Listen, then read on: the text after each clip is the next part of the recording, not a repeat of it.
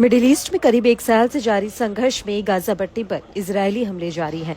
Israeli सेना पर आरोप है कि उसने अल मवासी में सेफ जोन पर भीषण बमबारी की, जिसमें कई महिलाएं और बच्चे जिंदा जल गए। गाजा के स्वास्थ्य मंत्रालय का कहना है कि पिछले 24 घंटे में गाजा पर हुए इजरायली हमलों में 48 फिलिस्तीनी मारे गए और 201 घायल हुए। इन सब के बीच अब खबर ये भी आ रही है कि अल अक्सा शहीद ब्रिगेड ने शुक्रवार को 107 रॉकेटों का उपयोग करके मध्य गाजा में इजरायली सैनिक सभाओं और वाहनों को निशाना बनाया है।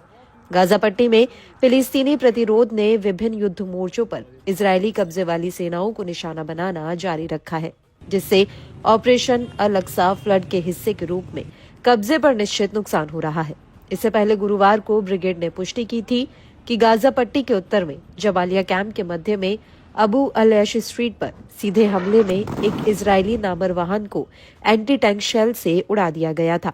इस्लामिक प्रतिरोध आंदोलन हमास की सैन्य शाखा अल कसम ब्रिगेड ने घोषणा की थी कि उसके लड़ाके तेल में अल फलाह मस्जिद के बगल में एक एंटी कार्मिक तात्कालिक विस्फोटक के साथ 50 इजरायली सैनिकों वाले एक इजरायली पैदल सेना बल को निशाना बनाने में सक्षम थे।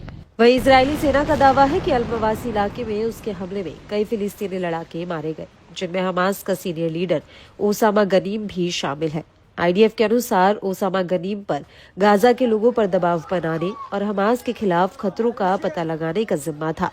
इजरायली सेना का कहना है कि गनीम ने हमास के क्रूर तरीकों को लागू करने में महत्वपूर्ण भूमिका निभाई, जिसमें मानवाधिकारों का उल्लंघन करते हुए कठोर नागरिक पूछताछ करना, हमास का विरोध करने वाले संदिग्ध निवासियों को दबाना और LGBTQ समुदाय के नागरिकों को सताना शामिल है।